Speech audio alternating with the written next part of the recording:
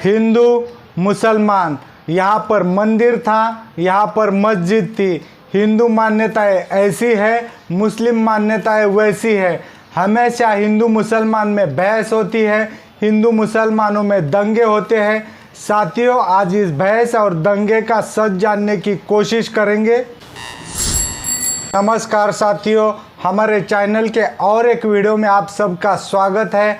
आज हम हिंदू मुसलमान पर बात करेंगे और समझने की कोशिश करेंगे। हिंदू मुसलमान में इतने झगड़े होते हैं, इतनी बहस होती है, इतने डिबेट होते हैं और बहुत सारे दंगे भी हो चुके हैं। आज इसका सच जानने की कोशिश करेंगे। वाकई में दोनों धर्मों के लोगों को कुछ हासिल होता है या नहीं, और हम लोगों को इस धर्म की बात को कितनी तवज्जो देना चाहिए या तवज्जो नहीं देना चाहिए। तो आइए वीडियो की शुरुआत करते हैं। सबसे पहले इस बात को याद रखिएगा, आज़ादी के वक्त सारे धर्म मिलकर एक साथ लड़े थे। चाहे हिंदू हो, मुसलमान हो, सिख हो, ईसाई हो या बौद्ध हो, जितने भी धर्म थे सब इकट्ठा होकर अंग्रेज़ों से लड़े थे और अंग्रेज़ों को हमने भगाया था। अब आते हैं आज के विषय पर।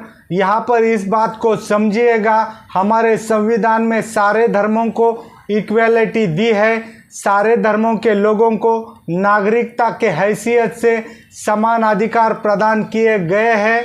फिर भी कुछ लोग इन बातों को अनदेखा करके हम लोगों के दिमाग के अंदर जहर भरने में कामयाब हो जाते हैं। ऐसे लोगों में आप कई नाम गिन सकते हैं। इसमें कुछ धार्मिक संस्थाएं हैं, कुछ धर्मगुरु हैं, कुछ पॉलिटिशियन हैं, कुछ असामाजिक तत्व है और सबसे बड़ा मीडिया है। तो साथियों, आज के वीडियो में हम इन लोगों की अच्छाई भी देखेंगे और बुराई भी देखेंगे, और वीडियो के अंत में मैं अपनी राय दूंगा और आप भी अपनी राय कमेंट में लिखकर भेजिएगा ज़रूर। तो साथियों, आइए सबसे पहले मीडिया का जिक्र करते हैं। मीडिया का जिक्र पहले करने की वजह यह है साथियों, हम लोग टीवी के ऊपर हमेशा नफरती डिबेट देखते हैं। हिंदू मुसलमान, मंदिर मस्जिद, यही बातें टीवी के ऊपर ज़्यादातर हमें दिखाई जाती हैं। साथियों, इस नफरती डिबेट के अंदर दोनों धर्मों के लोगों को बिठाया जाता है, आपस में लड़ाया जाता है, और ऐसे डिबेट देखकर हम लोग भी धर्म की चर्चा करने लगते हैं। साथ में हम दूसरों के धर्म के प्रति नफरत भी पालने लगते हैं। साथियों, ऐसे डिबेट देखते वक्त अगर हम लोग विवेक से काम लेंगे तो हमारा विवेक हमको ये बात बताएगा कि डिबेट के अंदर बैठे हुए लोग हैं कौन, क्या ये वाकई में धार्मिक हैं। अगर वो धार्मिक हैं तो धर्म की अच्छी बात करेंगे, ना कि दूसरे धर्म के प्रति नफरत की बात करेंगे। क्योंकि साथियों, हर धर्म में प्यार की बात होती है, प्यार सिखाया जाता है। किसी भी धर्म में नफरत की बात नहीं होती, ना नफरत सिखाई जाती है। वाकई में डिबेट में बैठे हुए लोग अगर धार्मिक होंगे तो धर्म की बात करेंगे, धर्म की अच्छाई की बात करेंगे, धर्म की अच्छी शिक्षा की बात करेंगे, ना कि दूसरे के धर्म के प्रति नफरत की बात करेंगे।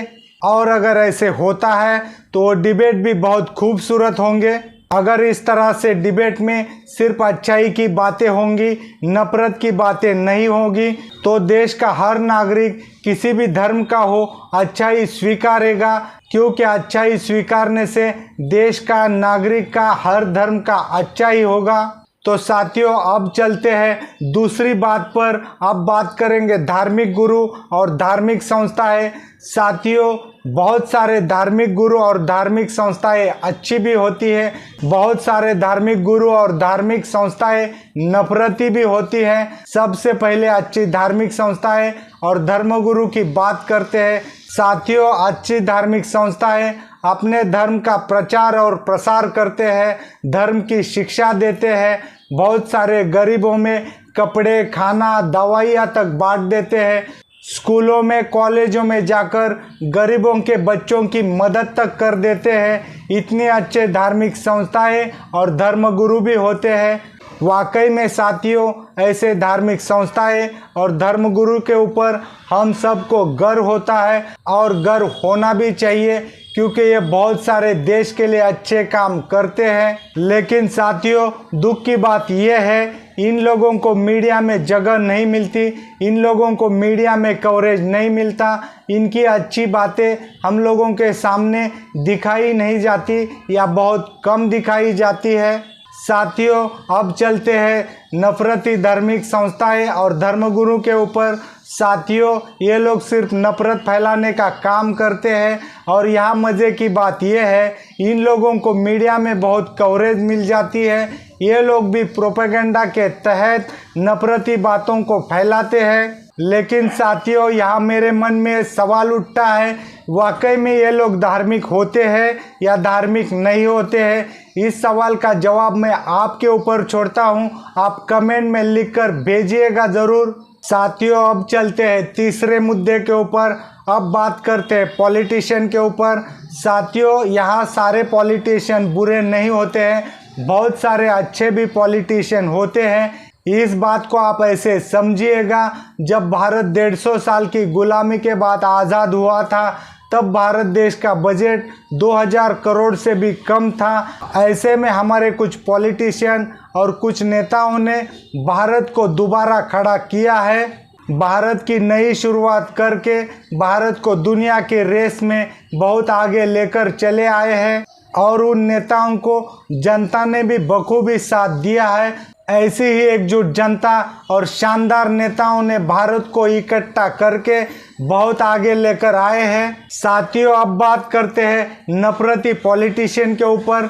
साथियों, ये नफरती पॉलिटिशियन काम की बात क्यों नहीं करते, वो नफरत की बात क्यों करते हैं, वो धर्म की बात क्यों करते हैं, ये बड़ा सवाल है। साथियों, ये सवाल इसलिए इम्पोर्टेंट हो चला है क्योंकि ऐसे नेता काम करना नहीं चाहते, काम की बात से बचना चाहते हैं, इसलिए हमें धर्म की बातों में उलझाते हैं। साथियों, आप इस बात को ऐसे समझिएगा, सारे धर्मों के लोग अगर संविधान मानकर इकट्ठा प्यार से रहने लगेंगे तो ऐसे नेता उन लोगों के बीच जाकर क्या बात करेंगे? यहाँ पर जनता उनसे सवाल करेगी, धर्म की बात यहाँ मत करो, हम सबको धर्म के बारे में अच्छे से पता है, आप काम की बात करो।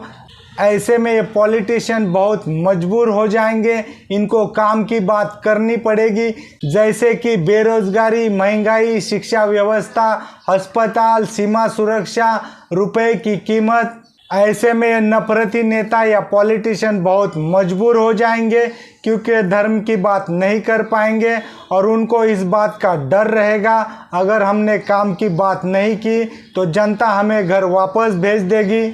आप इस बात को ऐसे समझिएगा, ऐसी सिचुएशन में नेता मजबूर हो जाएंगे, उनको काम करना पड़ेगा, नहीं तो घर जाना पड़ेगा। साथियों, क्योंकि नेता लोग बहुत खूबी से जानते हैं कि जनता को धर्म की बात पसंद है और जनता धर्म की बात पर वोट देती है, इसलिए वो धर्म की बात करते हैं। साथियों, यहाँ पर भी मैं आपके लिए सवाल छोड़ देता हूँ, अगर जनता धर्म की बात सुनना चाहती है, धर्म की बात पर वोट करती है, तो ऐसे में क्या नेताओं को धर्म की बात करनी चाहिए या नहीं करनी चाहिए? इसका जवाब आप कमेंट कर सकते हैं। साथियों, अब चलते हैं असामाजिक तत्वों के ऊपर। साथियों, ऐसे असामाजिक तत्व हर धर्म के अंदर मौजूद होते हैं, उनको धर्म से कुछ लेना देना होता नहीं है, उनको बस नफरत करनी होती है, नफरत फैलानी होती है।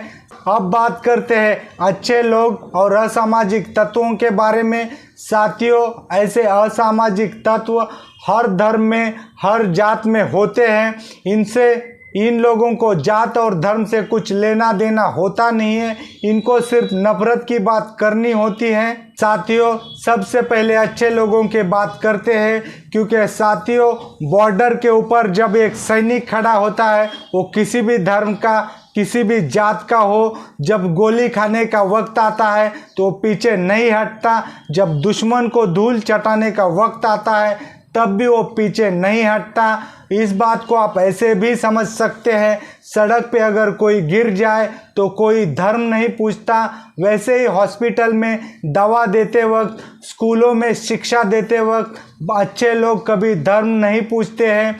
लेकिन साथियों, ये जो नफरती लोग होते हैं सिर्फ धर्म की बात करते हैं, अपने धर्म की बात करते हैं। इसी से आप समझ सकते हैं इन लोगों की सोच किस तरह की होती है। क्योंकि साथियों, ऐसे लोगों को जब कुछ बात का पता चल जाता है, किसी दूसरे धर्म के लोगों ने अपने धर्म के ऊपर जुल्म किया है या अन्याय किया है, ऐसे में ये लोग संविधान को भूलकर खुद सजा देने निकल पड़ते हैं। यही बात देश में नहीं होनी चाहिए, क्योंकि सबसे ऊपर संविधान को मानना चाहिए। संविधान में हर तरह के बुरे लोगों के लिए शिक्षा का प्रावधान है।